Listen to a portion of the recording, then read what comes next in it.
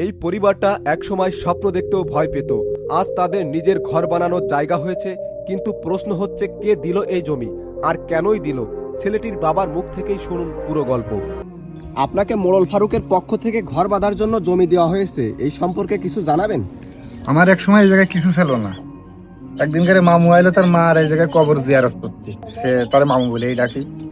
আর সে তার মার কবর জিয়ারত করতে এসে আমার এই ছেলেটারে দেয় এই অবস্থায়। তারপরে আমার কিছু নিয়ে আমি পরের জায়গায় থাকতাম। তারপরে আমার এই ছেলেটারে কিছু অনুদান দিল, তারপরে নিতে জমি দিল।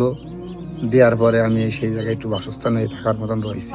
তো এই জমি পাওয়ার আগে আপনার অনুভূতিটা কেমন ছিল? একটা যন্ত্রণা ভোগ করতাম, যন্ত্রণা ভোগ যে পরের জায়গায় থাই, নিজের কিছু নেই। যেখানে জমিটা পেলাম সেখানে একটু স্বস্তি পেলাম। আমার দৃষ্টিতে আমি দেখি সে সব থেকে ভালো একটা কাজ করতেছে। গরিব গুরুরে, প্রতিবন্ধী, মসজিদ, মাদ্রাসা সব জায়গায় সে সাহায্য অনুভব করতেছে। সবাই তার জন্য দোয়া করে এবং সে ভালো কাজ করতেছে। এইভাবে সবার মন নেই, তার যতখানি মন, আগ্রহ, মানুষের গরিবের প্রতি যতখানি ভালোবাসা, এরকম মন অন্য কারো আমি দেখিনি এখনো পর্যন্ত। তার ছাড়াও অনেকে বড় লোক আছে আমাদের দেশে, তো এইভাবে তারা দেখিনি। আর সে যেভাবে গরিবের মাঝে সরাসরি আসে, মেশে, কথা বলে, এরকম আমি কাউকে দেখিনি। আচ্ছা, আপনার এই যে এই ছেলের বয়স কত বছর হচ্ছে?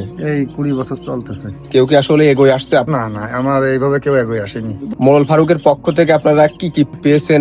তার পক্ষ থেকে প্রতি বছর বহুত অনুদান দেয়, চাল দেয়, কাপড় দেয়, মাসে আসে। তারপর সে এমনি এসে খোঁজ নিয়ে যায় এই জায়গায়। সে এসে দেখে শুনিয়ে যায়। সে না আসতে পারলেও তার ভাইপো ভাইজিকে পাঠায় দেয় জায়গায়, তার বড় ভাইরেও পাঠায় মাঝে মাঝে। মানুষের মাঝে যদি সে এইভাবে চলে, আমি মনে করি যে সে আল্লাহর কাছেও ভালো থাকবে, মানুষের মাঝেও ভালো থাকবে। কিছু কিছু লোক আছে অসৎ, কেউ কয় খারাপ, কিন্তু তারা হলো বাজে আজে লোক। মানে তাদের মন নেই যেটা সে ভালো কাজ করতেছে। অনেকের কিন্তু ভালো জিনিসটা পছন্দ করে না। আচ্ছা, যারা বলে তারা কি কেউ অসহায়দের পাশে এগোয় আসে? না, কখনো আসেনি। কিন্তু তাদের মুখে কিন্তু বড় বড় কথা। হ্যাঁ, তারা কোনোদিন আগে আসে না, ভালোটা চায় না। তা এই ছোট্ট জমিটা কারোর কাছে হয়তো তেমন কিছুই না, কিন্তু এই অসহায় পরিবারটির কাছে এটাই ছিল একটা স্বপ্ন, একটা ভরসা। দিনের পর দিন কষ্ট আর অভাবের সাথে লড়াই করে এসেছে এই পরিবারটি। তারা ভাবতো নিজের জায়গায় নিজেদের একটা ঘর হবে, এই আশাটুকু যেন ধীরে ধীরে হারিয়ে যাচ্ছিল তাদের। আর সবচেয়ে বড় কষ্ট তাদের প্রতিবন্ধী সন্তানকে নিয়ে, যার ভবিষ্যৎ নিয়ে প্রতিটা দিন ছিল দুশ্চিন্তার। ঠিক তখনই মানবতার এক উজ্জ্বল উদাহরণ হয়ে সামনে আসেন মোড়ল ফারুক। তিনি শুধু একটি জমি দান করেননি, তিনি এই পরিবারটিকে দিয়েছেন নতুন করে বাঁচার সাহস, নতুন করে স্বপ্ন দেখার সুযোগ। এই অসহায় পরিবারটি পরের জায়গায় ঘর বেঁধেছিলেন এবং এই জায়গাটি মোড়ল ফারুক তাদেরকে কিনে দিয়েছেন।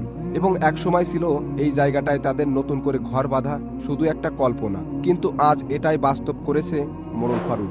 আর এখানেই শেষ নয়, এই অসহায় পরিবারটির প্রতিবন্ধী ছেলেটির মুখে হাসি ফোটানোর জন্য মোড়ল ফারুকের পক্ষ থেকে ছেলেটির হাতে তুলে দেওয়া হয় একটি নতুন লুঙ্গি এবং একটি টি শার্ট।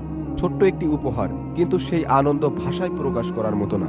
ছেলেটির বাবার চোখে তখন জল, কিন্তু সেই জলের ভিতরেই ছিল কৃতজ্ঞতা, ভালোবাসা আর সম্মান। তিনি বলেন, এই জায়গাটা আমাদের জন্য শুধু একটি জমি না, এটা একটা স্বপ্ন, একটা ভরসা। আমরা কখনো ভাবিনি কেউ আমাদের এভাবে সাহায্য করবে। এই সমাজে অনেক ধনী মানুষ আছে, কিন্তু মোড়ল ফারুকের মতো কেউ গরিব অসহায় মানুষের পাশে এসে দাঁড়ায় না। তিনি আমাদের মতো মানুষের সাথে মাটির মতো মিশে যান। ভাবুন একবার, ধনী হওয়া সহজ, কিন্তু মানুষের পাশে দাঁড়ানো, সেটাই আসল বড়ত্ব। মোড়ল ফারুক প্রমাণ করে দিয়েছেন মানবতা এখনো বেঁচে আছে, আর একজন মানুষের ছোট্ট উদ্যোগ একটি পরিবারের পুরো জীবন বদলে দিতে পারে। আজ এই পরিবারটির মুখে যে হাসি, তা শুধু একটি দানের ফল না, এটা একজন মানুষের ভালো হৃদয়ের প্রতিফলন। এই গল্প শুধু একটি পরিবারের না, এটা আমাদের সমাজের জন্য একটা শিক্ষা। আসুন ফারুক মোড়লের মতো গরিব অসহায় মানুষের পাশে দাঁড়াই, কারণ ফারুক মোড়ল হতে পারে আপনার অনুপ্রেরণা। এই ভিডিওটি শেয়ার করে সবাইকে দেখার সুযোগ করে দিন। ধন্যবাদ।